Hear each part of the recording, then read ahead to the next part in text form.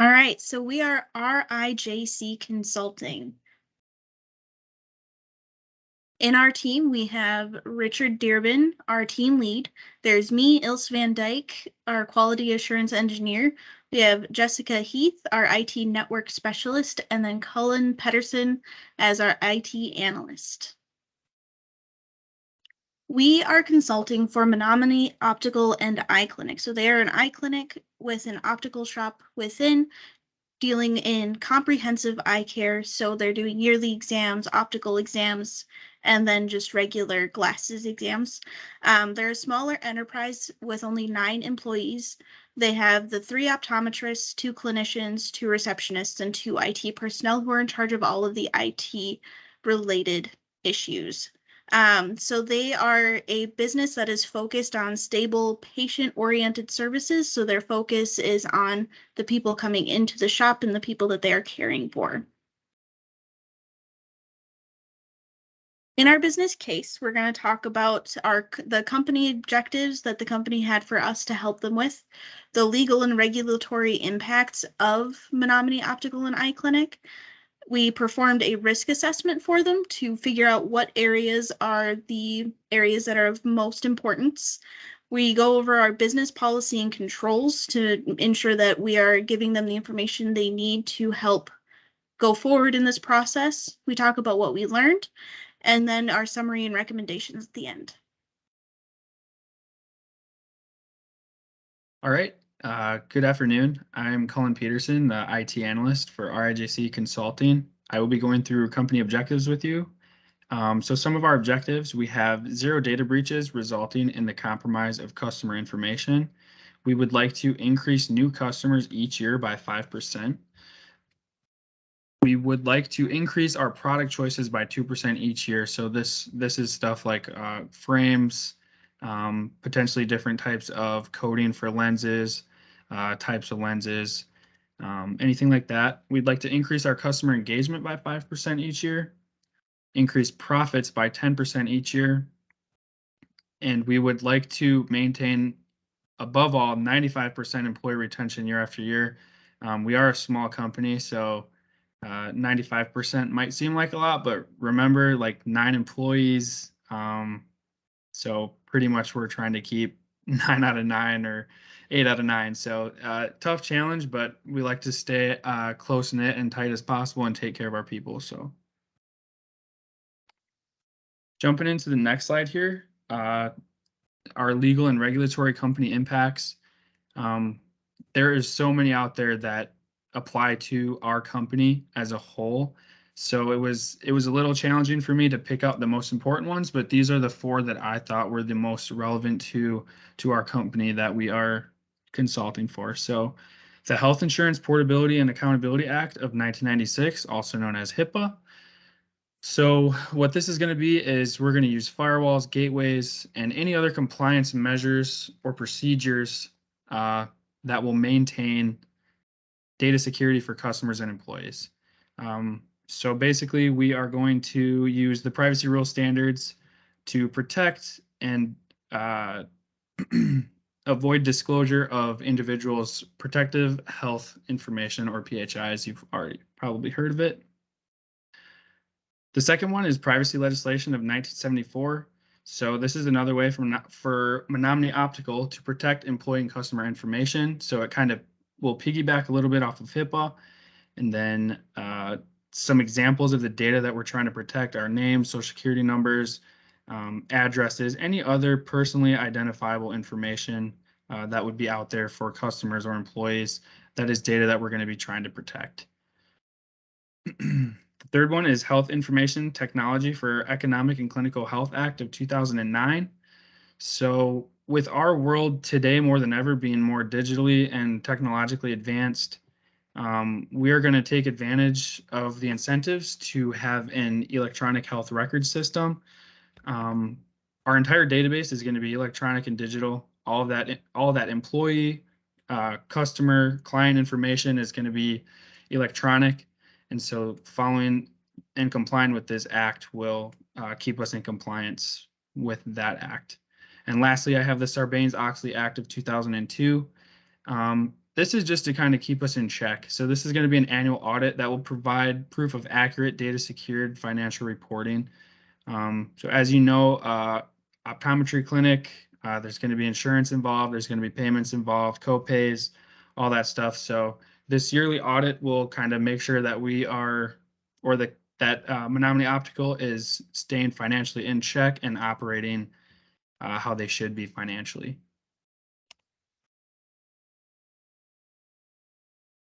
My name is Jessica Heath, and I am the IT network specialist for our company.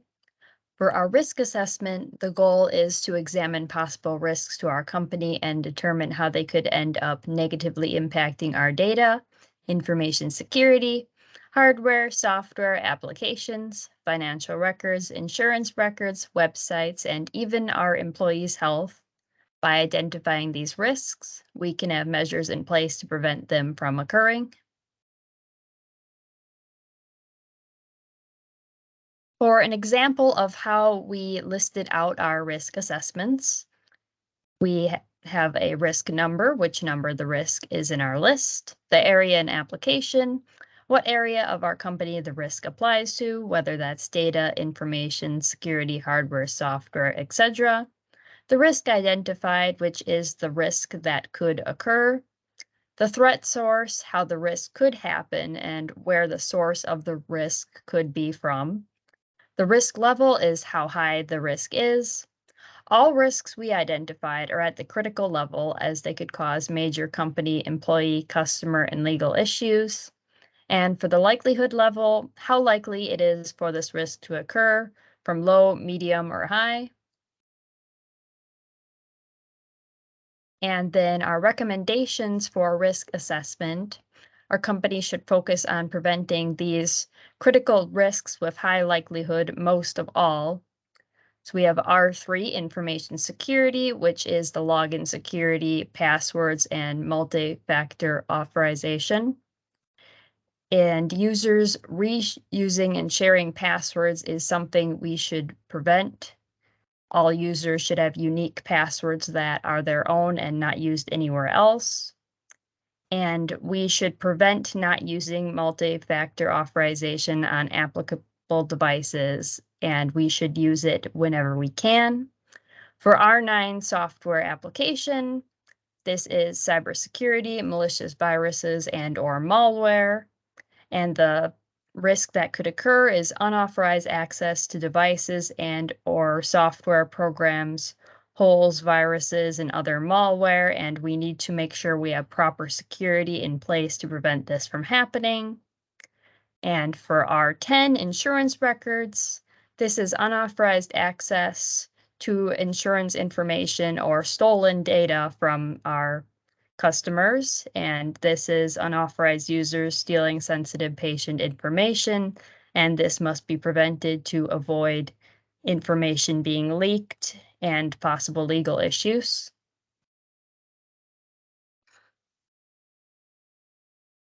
And then, hi, good afternoon. My name is Rick Dearban. I'm the assigned team lead to this particular project, and I will be looking at some of the business policies, the processes, and controls that we've kind of come up with for this company here. Now, just to set the foundation here, what these things do between the policies, the processes, and the controls, it provides a framework from which your business will be operating from. We can think of the policies as the rule sets that need to be adhered to.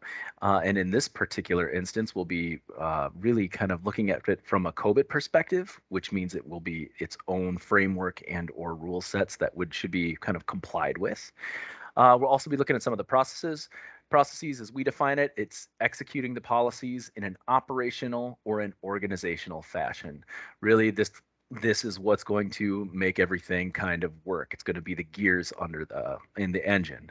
And then lastly, that would be for the controls. Now those controls, they are in place. Again, we're defining them as safeguards, which will ensure the validity of what the processes are outputting. And so on the next slide here, we're looking at some of the COVID initiatives, which if you refer to some of the supplementary information we've offered you on the wiki, you'll see quite a few of them. But just for a quick overview to kind of show how a good way to read it when you're looking at that is we've got several different topics here. We're looking at the COVID objective number and the area. These two are closely tied together.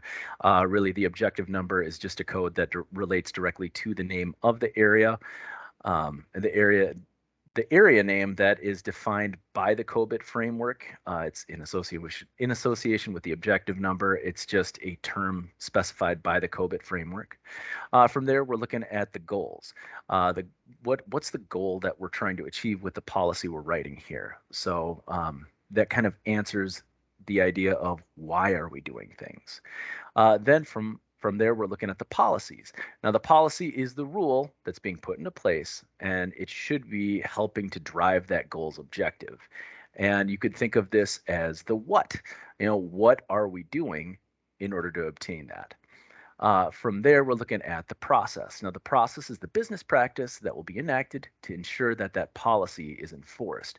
This really ties into, once again, going back to those, the 5 W's and an H. This would really be looking at the how. And then lastly, once again, we're looking at the controls. So these controls, these are processes that will be followed, and it should ensure that the original business process performed was done correctly. And from here, out of the 5 W's, we're looking at the who. Who's going to be checking on this? That should be defined within the control, and also when. We should know when the frequencies of these controls should happen. Because from an audit perspective, we know when it should be done. So you'll find those defined within the controls again on that supplementary information.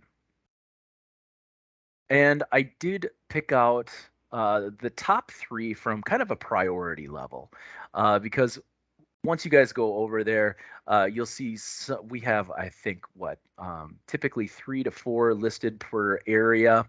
Out of the various ones that we have listed there, I just want to cover 3 really quickly because I believe that these are the most important. These are the most foundational to getting this business up and running.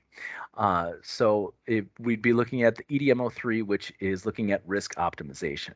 And the reason why we're looking at this first is because in that particular framework for COVID, it's setting that baseline as to how much risk that your company is actually willing to accept.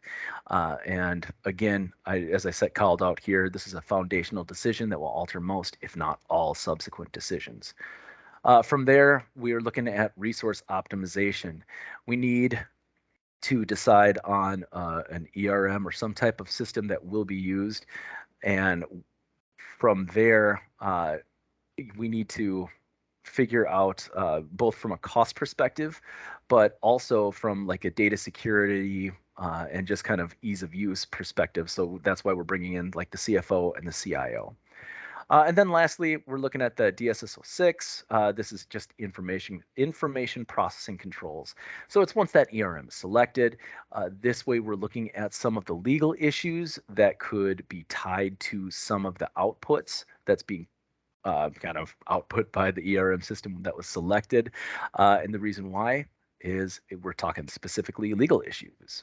So there could be some serious financial obligations needing to be paid if everything isn't strictly complied to or adhered to.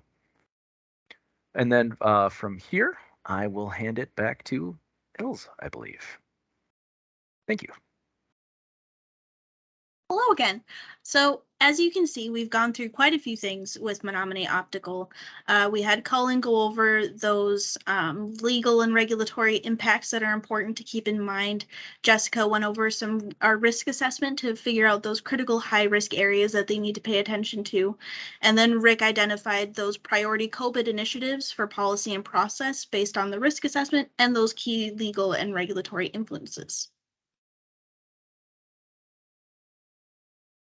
Thank you. Thank you. Thank you. Yep. Thank you.